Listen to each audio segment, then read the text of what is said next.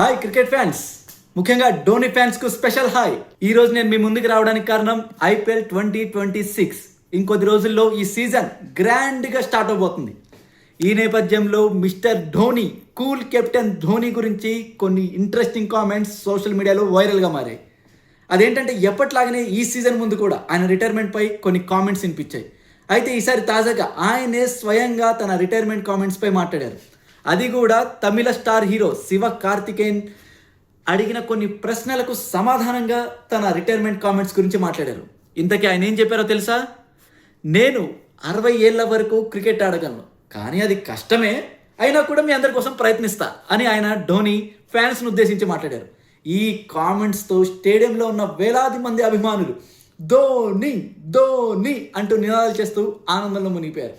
ఇప్పుడు ప్రస్తుతం ఈ వీడియోకు సంబంధించిన ఇదే వీడియో సోషల్ మీడియాలో వైరల్గా మారింది. మీరు కూడా ఈ వీడియో చూసినట్టయితే, ధోని కామెంట్స్ విన్నట్టయితే మీకు అనిపించిన అభిప్రాయాన్ని కామెంట్స్ రూపంలో మాకు తెలియజేయండి.